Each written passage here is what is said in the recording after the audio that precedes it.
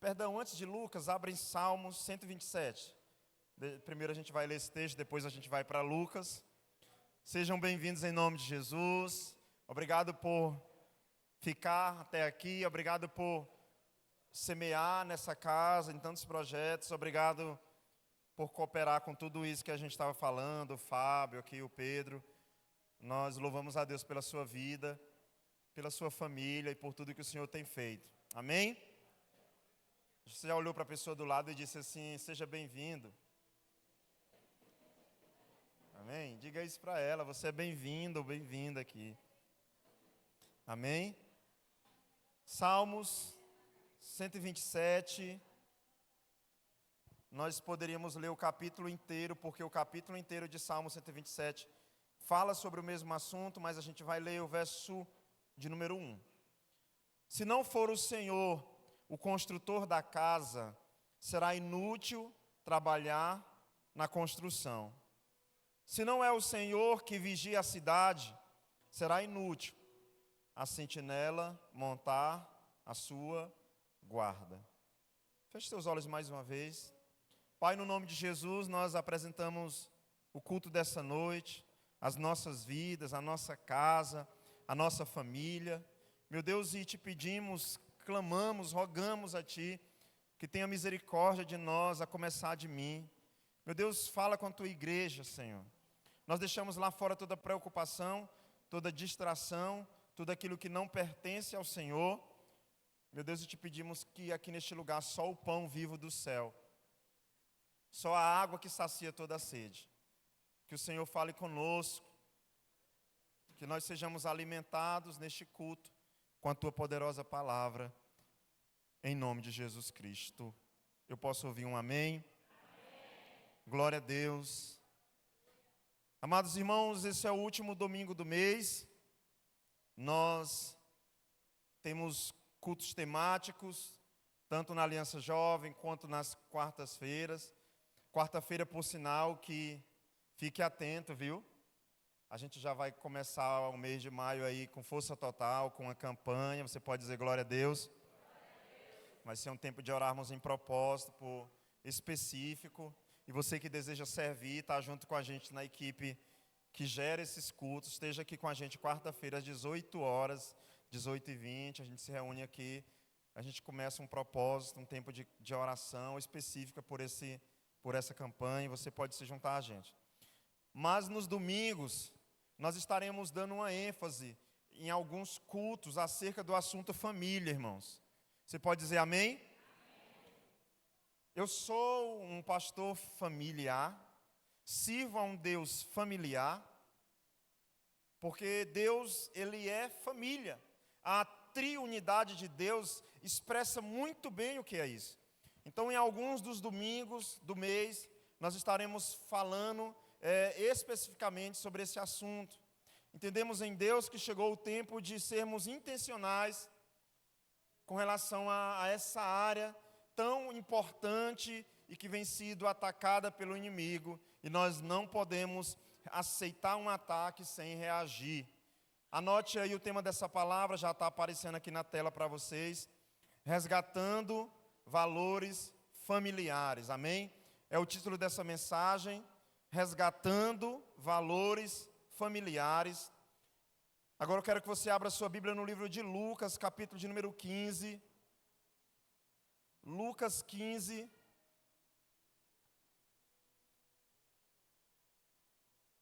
Quando você encontrar o capítulo 15, vá para o verso de número 8 e 9. Lucas 15, 8 e 9. À medida que você for encontrando, diga graças a Deus. Amém. Na versão NVI, que eu creio que é a versão que está sendo projetada aqui, é ela mesma. Ou, qual é a mulher que, possuindo 10 dracmas e perdendo uma delas, não acende uma candeia e varre a casa e procura atentamente até encontrá-la? E quando a encontra, reúne suas amigas e vizinhas e diz: alegrem-se comigo, pois encontrei a minha moeda perdida. Anote esses 2 versículos aí, eles são base para algo que a gente vai falar neste culto. Amados, nós vivemos um mundo de muitas prioridades. Se eu perguntar para alguns homens e mulheres aqui, você vai me dar uma lista de prioridades que você tem toda semana. Responsabilidades, deveres que você tem no ambiente de trabalho. Alguns de vocês já passam o final de semana pensando, segunda-feira eu tenho que fazer isso na loja. Algumas mulheres que chegam no domingo já estão com a agenda da semana seguinte preenchida já, com tanta informação, com tantas coisas. Os jovens não é diferente. Os jovens com uma mente ocupada, seja com Free Fire, seja com tanta coisa, com estudos, seja com trabalho, e aqueles que são pais, os avós, os filhos, os bebês já têm a preocupação, quando é que eu vou, quantas vezes eu vou mamar essa semana. Irmãos, todos nós temos responsabilidades e obrigações. Mas eu quero falar para você nesse culto sobre uma responsabilidade que nós temos, que talvez a gente tenha perdido. E eu digo, irmãos, com temor, essa é a maior responsabilidade nossa como cristão nessa terra, que é levar a nossa família até Deus. Levar a minha família a Deus. Se você quiser tomar nota disso, a minha maior responsabilidade como cristão é levar a minha família a Deus. E eu repito, é a nossa maior responsabilidade, é a nossa maior responsabilidade, é a nossa maior responsabilidade. Billy Graham, um dos maiores pregadores que o mundo já viu, e o homem para ganhar milhões de almas como ele passava pouco tempo, às vezes, em casa. Ele viajava muito, mas foi um dos homens que deu muita ênfase na questão familiar. Certa vez Billy Graham disse, Noé foi o maior pregador de todos os tempos. E as pessoas ficaram atônitas. Como assim? Noé nem sequer era pregador. Não tem menção de um culto que Noé ganhou almas para Jesus. E Billy Graham disse, eu provo que Noé era o maior dos maiores pregadores de todos os tempos. Foi, porque ele foi o único que conseguiu colocar toda a sua família dentro da arca e levá-la à salvação. Qual foi o outro homem na Bíblia que conseguiu a façanha de Noé? De juntar a sua família, cunhado, nora, né? Gente errada de todo jeito. Noé conseguiu juntar a sua família e colocar dentro da arca. O ministério de Noé é marcado para muitas pessoas na igreja como o que fez a arca. Só que essa é uma das formas de ver o mundo. Mas nós podemos olhar para Noé também, como um homem que foi capaz de unir sua família e colocá-la dentro de uma arca. Então, meus irmãos, a maior responsabilidade que nós temos é de conduzir a nossa família a Deus. Alguém pode indagar, pastor, é porque o senhor não sabe a minha função lá na empresa, eu gerencio, eu cuido de gente, eu estou com a chave da loja, eu cuido do alarme, eu sou do departamento de RH, eu demito gente, eu contrato.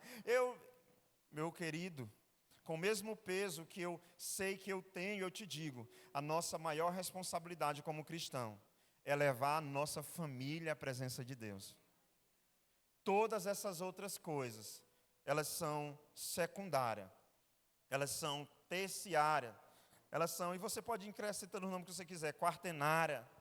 Billy Graham também disse que proveito terá o homem ou uma mulher se ganhar o mundo inteiro, mas acabar perdendo a sua própria família. Isso aqui é bíblico. Isso aqui é muito bíblico. Então ele dizia, ele ganhou milhões de almas para Jesus, mas ele disse que proveito tem um homem que ganhar o mundo inteiro, mas perder sua família. Nesse exato momento tem homens e mulheres de sucesso, homens e mulheres de negócio, com milhões de seguidores no Instagram, com muito dinheiro na conta, mas com uma família destruída, com uma família arruinada, com uma casa desgovernada. Aliás, um dos maiores presidentes que os Estados Unidos já teve, ele diz que um homem que não governa sua própria família não pode governar uma nação. Um presidente, para ele governar uma família, para governar uma nação, ele precisa governar uma família. Aliás, irmãos, isso poderia ser um filtro. Ser um filtro. A gente às vezes abre a boca e diz, eu sigo fulano de tal. Você está dizendo mais ou menos assim, eu concordo com ele. Você sabia que essa pessoa talvez é uma das que tem uma família arruinada? É alguém que abandonou sua esposa? É alguém que negligenciou seus filhos? Mas ele é famoso e tem milhões de seguidores. Esse deveria ser um filtro para nós. Na hora de colocar, eu corro atrás na campanha gritando o nome do candidato. Você sabe se esse homem ou essa mulher tem uma família, tem valores, é íntegro, é honesto, é esposo de uma mulher só, como a Bíblia diz, é mulher de um homem só, tem valores, porque uma pessoa que não consegue governar sua própria casa, ela é incapaz de governar um município, de governar um estado, de governar uma nação, irmãos. Agora está em evidência isso, que é o conclave, né? É assim que fala, Fábio? Tu que é mais estudada? Está em evidência porque está sobre análise a pessoa de um novo Papa. Então tem uma série de pré-requisitos que ele tem que preencher. Mas você já parou para pensar que tem um que ele não tem, que nós podemos ter, que é o de constituir uma família? Amados irmãos, repita comigo, levar minha família a Deus é minha maior responsabilidade. Então, se você está me ouvindo e você é um jovem cristão, não, a tua maior responsabilidade não é ficar rico, arrumar uma mulher e vazar, como os jovens falam. Se você é marido, está me ouvindo e está pensando, a minha maior responsabilidade é ganhar dinheiro, é trocar de carro, é comprar uma terra, se a mulher quiser caminhar comigo, amém, se não quiser, tanto faz. Eu quero dizer, você está profundamente enganado. Sem a sua família, todo fracasso, todo sucesso que você achar que tem é fracasso para Deus. Porque nenhum sucesso lá fora, no mundo, vai compensar um fracasso familiar, um fracasso dentro da nossa casa. Irmãos, a família precisa estar bem para que a gente tenha vitória na sociedade, para que a gente esteja bem no ambiente de trabalho, para que a gente esteja bem na escola, com os amigos. A família precisa estar bem. Sabe por quê? Porque Deus é um Deus familiar. Deus vive em família. Ele compõe a triunidade, Deus Pai, Filho e Espírito Santo. Por isso Deus criou a família com um propósito. Diga propósito. E o propósito, igreja, da família é que ela seja a mais perfeita expressão da glória de Deus. Deus coloca o homem na terra, Deus dá uma mulher como esposa, Deus diz, multipliquem-se, reproduzam, constituam uma família. Nós somos criados para viver em família. E eu já te ajudo, se você veio visitar esse culto e está pensando em ser um cristão sem congregar, e você às vezes tem aquele surto pensando, eu vou ser crente na minha casa. Eu quero te dizer que é impossível desfrutar da plenitude de Deus sem congregar, sem ter uma família de irmãos em Cristo. Pastor, mas tem muito pecador. Pois é, no dia que você achar uma igreja perfeita, não vá não, que você vai estragar ela. Igreja é um ajuntamento de pecadores, clamando o nome santo de Jesus Cristo. Amém? Mas nós somos criados para viver em família. O melhor de Deus foi preparado para experimentarmos em família. Eu não sei se você já viajou só. Uma das maiores loucuras da minha vida foi passar um mês longe da minha esposa. Sem sombra de dúvida. Se perguntar no top 1, 2, 3, 4, 5 da maior loucura da minha vida, foi passar um mês longe da minha esposa. Pior ainda, era em outro continente, eu não podia vir, estava na África. Segundamente, em segundo lugar, eu saí descobrindo que ela estava grávida, irmãos. Na época ela estava grávida da Sara. Então eu estou no outro continente, eu não tenho como vir, não dá para comprar uma passagem assim, de última hora. E ela disse, vai lá, mas tu sabe que eu estou grávida. Eu digo, é o quê? Então foi uma das maiores loucuras da minha vida. Foi ficar longe dela um mês. Né? Eu sei que é bom às vezes uns 3 dias, mas um mês, irmão.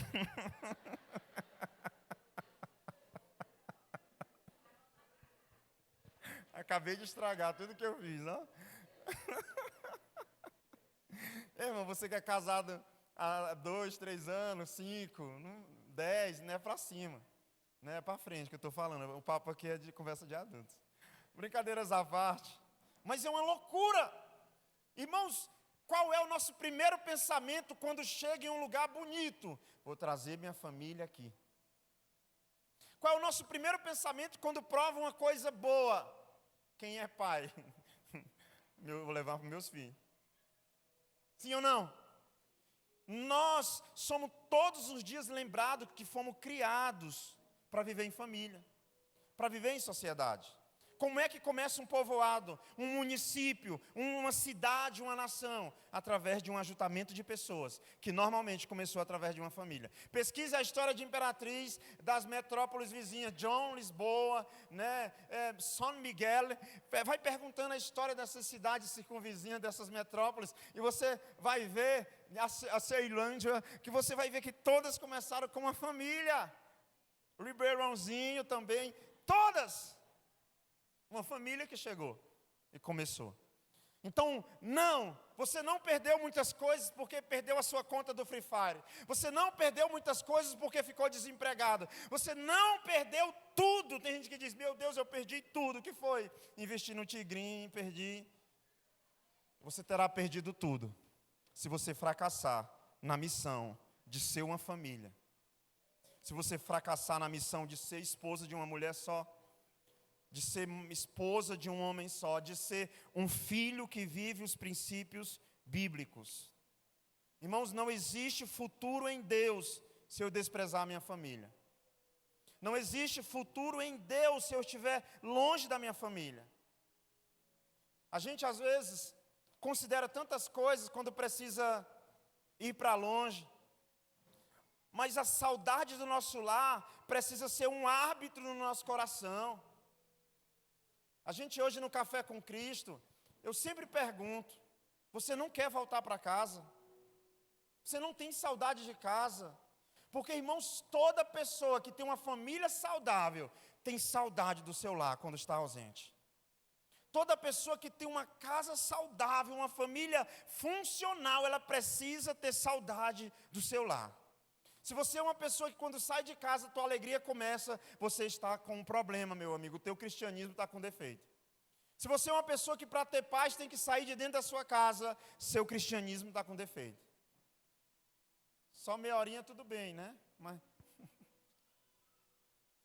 Então, irmãos, a nossa maior missão é levar nossa família a Deus. No livro de Colossenses, capítulo 3, verso 18... Colossenses, abra sua Bíblia. Os 3 irmãos gêmeos aí, Filipenses, Colossenses e Tessalonicenses, você vai abrir no irmão do meio. Colossenses capítulo 3.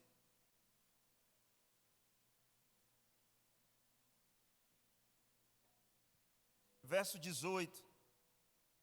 E eu preciso que você, jovem, às vezes o jovem comete um erro quando a gente fala sobre família. Pensa assim, eu estou fora, essa pregação não é para mim. Eu sempre tive um peso de responsabilidade na minha vida. Por algum tempo eu fui o único cristão da casa. E eu sabia que eu tinha uma responsabilidade de orar pela salvação dos meus pais. Aliás, jovens que estão aqui, que não têm os pais salvos, servindo a Deus. Se você não faz um propósito pela salvação dos teus pais, a tua oração ou a tua vida cristã está desmantelada. Eu me recuso a crer que tem um filho que ama seus pais, que diz que deseja ver a salvação deles, mas não tem um propósito de salvação por eles. Não renuncia a nada, não faz um jejum, não tem um momento de oração semanal por essa causa. Não, você é um cristão de conveniência, não é um cristão comprometido. Porque a nossa responsabilidade precisa ser essa. E eu sei que para algumas mulheres é um peso, às vezes, ser a única cristã da casa. Mas, minhas irmãs, até que as coisas mudem, persevere, permaneça. É você mesmo que Deus vai usar. Até o sacerdote se posicionar, vir para aquele culto, dizer, hoje eu me converto de verdade, hoje eu entrego minha vida para Jesus. Se você é uma única mulher cristã na casa, o único homem, o único jovem, ou você é um idoso, pois é você que Deus vai usar para fazer o milagre dentro da tua casa. Você pode dizer amém? Permaneça. Persevera. Às vezes é uma batalha longínqua de se encerrar, mas o Senhor dos Exércitos é o nome dele e ele está presente, amém? Colossenses 3, 18, 19, a Bíblia diz, mulheres, sujeite-se cada um a seus maridos, como convém a quem está no Senhor. Maridos, 19, ame cada um a sua mulher, e não tratem ela com amargura. 20, filhos, obedeçam a seus pais em tudo, pois isso agrada ao Senhor. 21, pais, não irritem seus filhos, para que eles não desanimem. Só até aqui. Se você ler a palavra de Deus no livro de Efésios, final do capítulo 5 e capítulo 6, não precisa abrir agora. Efésios, final do capítulo 5, capítulo 6, Colossenses, capítulo 3, nós vamos ver ali alguns valores que são os valores fundamentais de uma família cristã. Se você puder tomar nota, Efésios capítulo 5 e 6, e capítulo 6, e Colossenses capítulo 3. Efésios 5 e 6, e Colossenses capítulo 3. Mas eu vou resumir aqui para vocês, se você puder anotar. Os 4 valores fundamentais bíblicos para uma família saudável e funcional. Primeiro, maridos, amar a sua esposa como Cristo amou a igreja. Primeiro valor fundamental de uma família funcional bíblica. Marido, amar sua esposa como Cristo amou a igreja. Segundo, esposa, sujeitem-se aos seus maridos em amor. Não é teimando, não é duvidando, mas sujeite-se a seu marido em amor, como convém estar no Senhor. É o segundo princípio. O terceiro, pais, eduquem seus filhos na disciplina do Senhor. É o terceiro princípio. Pais, eduquem seus filhos com disciplina, segundo a palavra do Senhor, ou na disciplina do Senhor. E quarto princípio, filhos, obedeçam seus pais.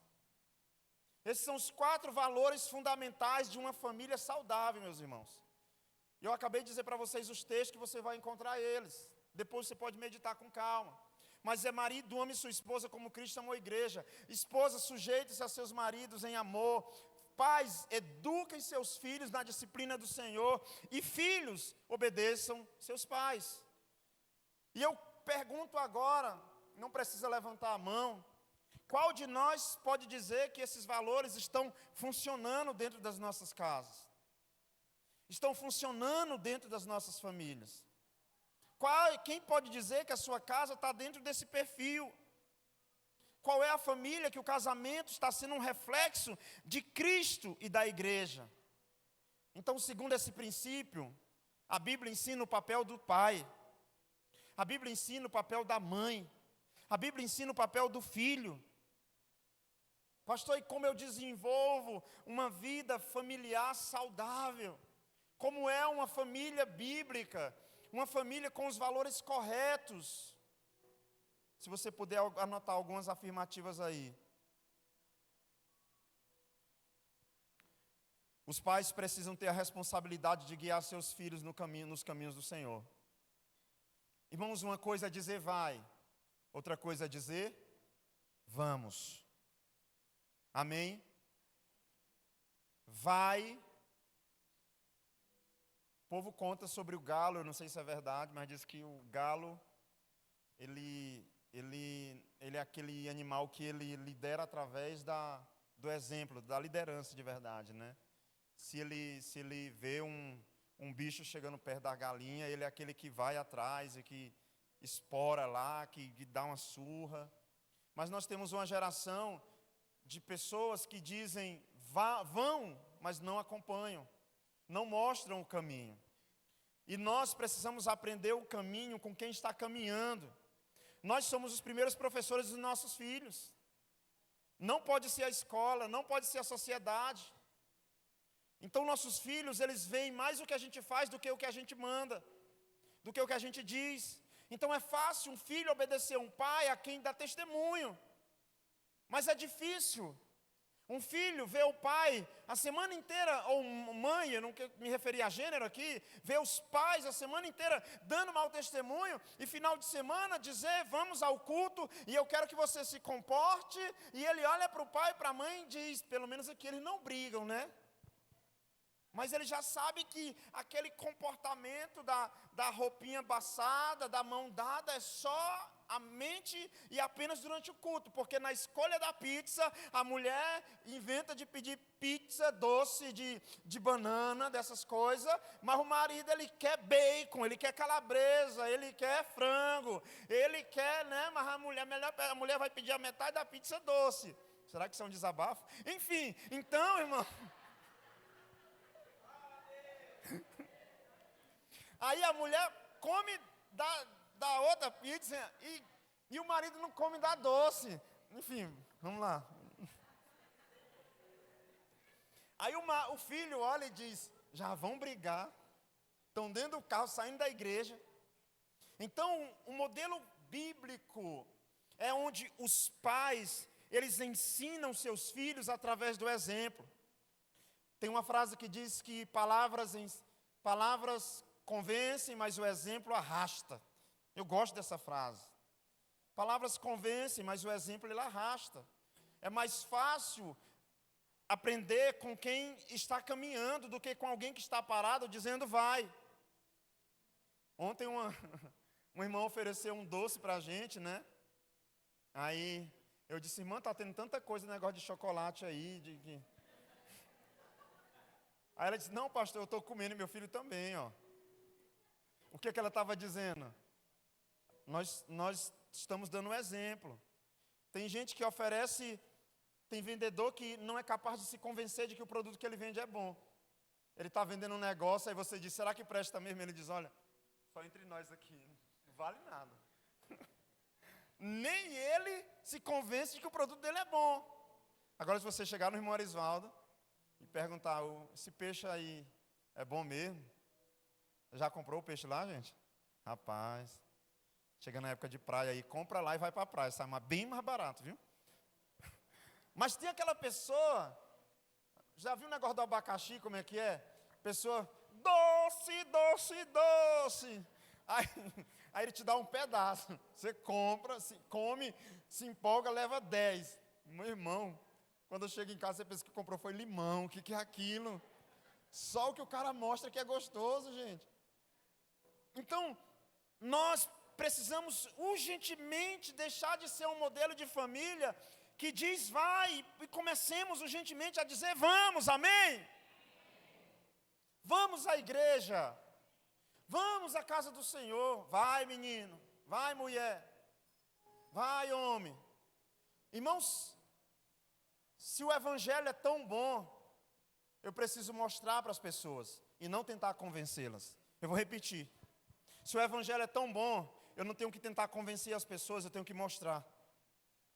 Eu não estou falando de algo que eu não conheço, que eu não vivo, eu estou falando de algo que é a coisa mais extraordinária que eu já vivi, já experimentei na minha vida. É difícil falar de Jesus quando eu não o conheço, mas é fácil falar de um amor, de uma presença, de uma voz que eu ouço todos os dias, que eu me relaciono com Ele, que Ele fala comigo todas as manhãs. Então, é difícil pregar sobre um Deus desconhecido, mas é fácil falar do amor das nossas vidas. O casamento, ele precisa refletir Cristo. Ele tem que refletir o Senhor. O amor do marido pela esposa deve refletir o amor de Cristo pela igreja.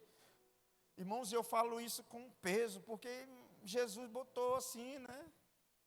Mas o papel do homem é amar a mulher como Cristo amou a igreja. Isso é renúncia. Renúncia, renúncia, renúncia, renúncia. É um negócio complicado, mas é possível e é prazeroso, amém? E vale a pena. É investimento, não é gasto. Eita, a mulher gosta de ouvir isso, ó. A gente não está gastando com ela, a gente está investindo, ó. Um casamento saudável, ele serve de testemunho. Eu costumo perguntar para os casais no pré-nupcial, eu digo, qual é a diferença que vocês vão promover para a sociedade? Porque a sociedade está cheia de pessoas com casamentos, aquela central que você olhou o preço no feirão do Face. Provavelmente é de um casal que está brigado, querendo separar, sabia? A mulher passou no cartão dela, ela manda 150 e o marido 150 para pagar a parcela. Aí brigaram e botaram para vender lá. Depois vamos vender a central. O cachorro da doação também é deles também. Então, irmãos, qual é a diferença que nós vamos causar? Um casamento bíblico saudável, que caminha em direção ao Senhor, ele não precisa dar discurso sobre casem é bom. As pessoas olharão para nós, para o nosso modelo de família, e vão dizer, é isso que eu quero para a minha vida. Amém? As pessoas vão olhar para a nossa família e dizer, é esse tipo de família que eu quero para mim. É isso aí que eu quero. Então, tem uma frase que diz que quando a inteligência acaba, os gritos começam. Quando a inteligência acaba, os gritos começam. Nós precisamos parar de gritar e pedir a Deus, Senhor, nos dá inteligência. A gente pode orar, receba a inteligência, né? Of the King, the power. Então, irmãos, uma família...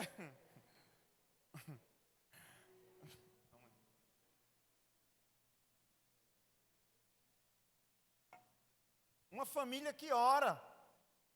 Eu fui visitar a igreja Casa de Oração essa semana, eu fiquei pensando, rapaz, tem igreja que o nome já é profético, né? Eu imagino o pastor Gustavo dizendo, vamos orar. Aí o irmão, não, irmão, tu está na casa de oração, bora orar. Irmão, mas lá foi uma sacada, né, de Deus, casa de oração. Mas aqui a Adonai é casa de oração também, diga amém. Agora, se a sua família só ora quando está na igreja, se o seu único tempo com Deus é na hora do culto, o teu nutricionista espiritual vai dizer que você está vegetando nessa terra.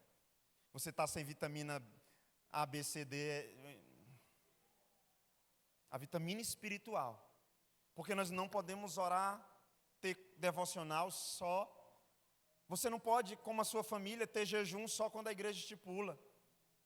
Aliás, eu oro pelo dia que quando a gente lançar um jejum, a gente escute amém, não misericórdia. Mas ultimamente, quando a gente lança o jejum, já começa. Para que isso? Como é que o maranhense vai ficar sem arroz? Eu não sei se vocês sabem, mas nós, assim, alguns que aceitaram, a gente está 9 meses sem arroz. Andando por aí, visitando umas células, eu estou descobrindo um bocado de crente que não entrou no jejum, né? É bom essas coisas de célula assim, que revela, né? Oh, glória! A gente vai... Altas revelações no final da célula. A gente escuta irmãos, ei, arrozinho cheiroso. Né? Gostou? Nós estamos 9 meses de jejum. Qual é a família que é capaz de começar um jejum sem que ninguém mande? Vamos entrar num propósito aqui nessa casa. Pela salvação do pai, pela salvação da mãe. Vou abrir mão de uma coisa na minha vida. Até quando? Até que a última pessoa se converta. Até que a minha mãe, meu pai, meu marido, minha esposa se convertam. Amém? E eu quero deixar 3 rápidos, não posso chamar de conselho, mas 3 rápidas lições no texto que a gente leu. Volta para Lucas capítulo 15, verso 8. 3 lições sobre esses 2 versículos para aplicar dentro da nossa família. Lucas 15, 8. A Bíblia narra uma mulher que perdeu a sua dracma, amém? Uma moeda. Ou qual é a mulher que possuindo 10 dracmas e perdendo uma delas, não acende uma candeia, varre a casa e procura atentamente até encontrá-la. Irmãos, nós temos 3 princípios aqui nesses 2 versículos. Primeiro, dedicação de tempo e qualidade. Eu não sei se vocês sabem a linguagem de amor da esposa de vocês, do marido. Minha mulher gosta de tempo de qualidade, ó. Aí eu chego cansado e digo, amor, eu estava pregando. Aí, meus filhos gostam de tempo de qualidade também. A Sara todo dia pergunta. Não vou me dizer que é todo dia para não pecar, mas quase todo dia. Pai, o senhor já pode me pegar no colo? Quase todo dia, irmão. Eu digo, papai está operado, minha filha. Está acabando os argumentos. Semana que vem faz 4 meses. Ó, gente, diga glória a Deus. Aleluia. Mas não vou voltar a trabalhar na chácara não, viu, Fábio? Cimento é pesado, menino. É a segunda vez que eu opero. Vamos lá, cuida aqui. Diga, tempo de qualidade. Qual é a mulher que, possuindo 10 dracmas e perdendo uma delas, não acende uma candeia, varre a casa e procura? Isso é tempo de qualidade. Irmãos, é um tempo de nós... É tempo de termos tempo? O tempo, perguntou para o tempo. É tempo de termos tempo, igreja. Ó, é tempo de termos tempo. Eclesiastes 3, há tempo para todas as coisas debaixo dos... né? É tempo de priorizarmos a nossa família e separarmos um tempo de qualidade para ela. Diga para mim, qual é o tempo que você... Diga para mim, qual é o tempo, pastor, que você tem dedicado à sua família? Irmão, senta aí que eu vou te contar como é que é a nossa rotina lá em casa. Tem dia, quarta-feira, nossos filhos perguntam, pai, hoje é quantos cultos? Eu diz, é só um. Eles dizem, não. Hoje é só um culto. Não, queria 2. O menino está assim, ó, virado já. Não sabe mais nem quando é só um, quando é só 2. Mas, irmãos, acredite se quiser, nós conseguimos ter tempo de qualidade. Não é estar dentro da mesma casa não, viu? Tem gente que está dentro da mesma casa, mas o marido está no futebol na sala, a mulher no dorama na cozinha, o menino no Free Fire no quarto. A menina eu não sei não, mundo da mulher eu não entendo muito não, né? A mulher, enfim, a moça está no outro quarto, né? E o bebê está brincando de enfiar um prego na tomada. Irmãos, a família está desse jeito. Aí alguém pergunta, como é que está a família? Nós estamos todos juntos aqui em casa. Pera lá, meu irmão. Vocês estão dentro dos mesmos 300 metros quadrados. Mas não existe comunhão. Não existe tempo de qualidade. Então, em nome de Jesus, a Bíblia fala que essa mulher largou tudo para ter tempo para procurar, varrer a casa e se dedicar a essa procura. Isso nos ensina tempo de qualidade. Amém? Estava com o pastor Rubens, não sei se alguém sabe, né? O pastor Rubens aterrissou no Brasil, chegou de surpresa. Bateu na minha porta 7 horas da manhã. Vocês já viram aí no story, né? Ele estava me contando, irmãos, que foi viajar e furou o pneu 9 vezes, se eu não estiver enganado. Quando pegava o step não tinha, estava furado, estava... Quando a gente vai viajar, não tem aquela programação. Vai calibrar o pneu do carro. Vai ver quantas fraldas tem. Tempo de qualidade. Amém? Segundo, ela começa a varrer a casa. Isso aqui é um princípio geral. Varrer fala de limpeza. Diga transparência total. Está na hora da gente ser transparente, irmãos. Dentro da nossa casa. Tem famílias que o filho não diz para onde vai, a mulher muito menos, o marido muito menos. Um diz, está onde? Estou não sei aonde, e o outro, acolá, e o outro, estou chegando. Aliás, tem alguns demônios que assolam a família. Um deles é tô indo, o outro é tô vindo, o primo dele é eu tô chegando, né? Diz aí mais um demônio, capeta. É Jazinho. Ei, Jazinho, menino. São alguns espíritos malignos, né? Ó, a comida está na mesa. Estou chegando. Ei, conversa, ei, desculpa. Então, irmãos, um tempo de franqueza, de conversar. Você que tenta marcar alguma coisa comigo, tem homem aí que pensa que lá em casa quem manda é minha mulher. Porque quando tenta marcar uma coisa comigo, eu digo, eu vou ver com minha esposa. Palavras de sabedoria, né? Princípio de sabedoria. Manda quem pode, obedece quem tem juízo, meus irmãos. Agora tem homem aí que marca as coisas sem combinar com a mulher, vai apanhar. Tá errado. Tem mulher que combina as coisas sem conversar com o marido, isso desonra. Isso desonra.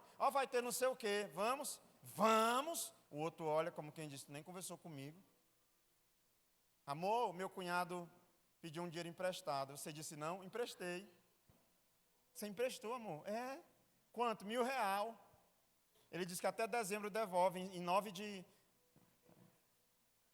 Que mês foi? Janeiro. Já deu quantas parcelas? Ele disse que ainda não deu certo. Mas conversa. Fulano está pedindo um dinheiro emprestado, vamos conversar. Tá tudo errado na família, vamos sentar na mesa, a gente vai ter uma conversa aqui. A moda antiga.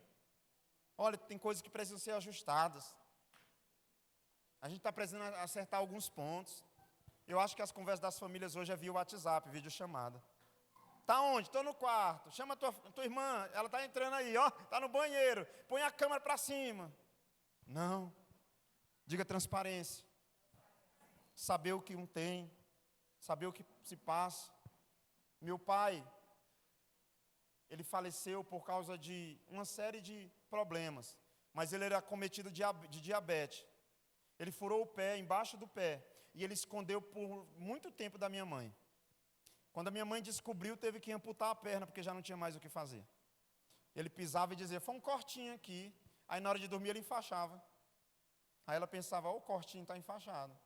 Mas já era um negócio que já tinha necrosado já.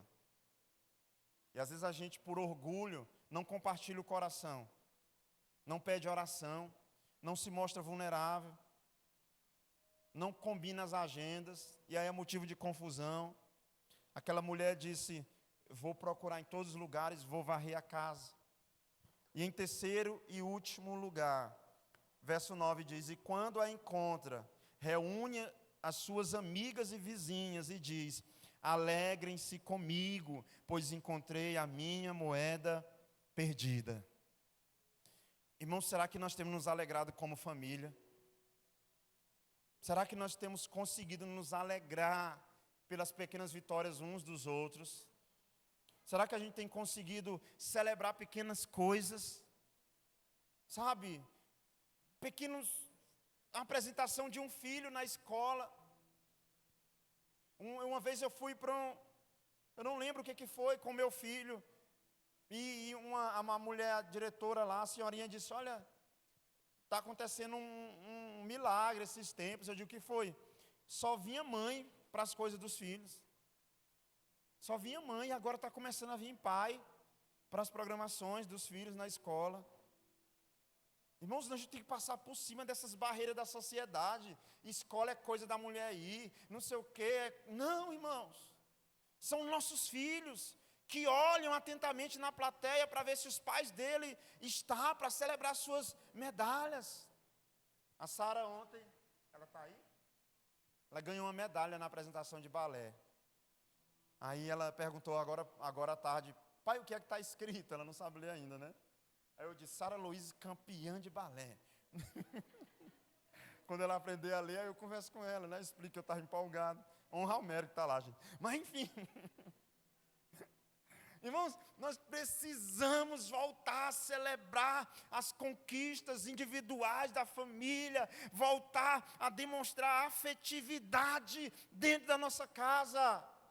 Celebrar, meu filho, tu arrancou o dente. Tem pai aí que o menino está banguela, já perdeu todos os dentes. O menino sorri, ele diz, meu filho, está faltando um dente. O menino diz, pai, eu já tirei 10.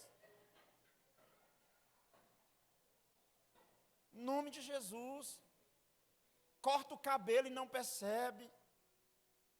Irmãos, nós precisamos voltar a perceber a nossa família.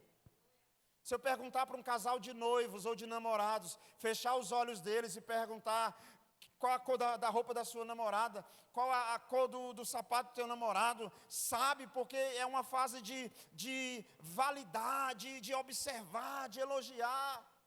E às vezes a gente está com lá 30 anos de família e perdendo valores fundamentais. Não percebe mais quando as mudanças, não celebra as vitórias. Amorzinho, você perdeu 1 quilo, glória a Deus. Vamos comemorar, vamos comer uma pizza.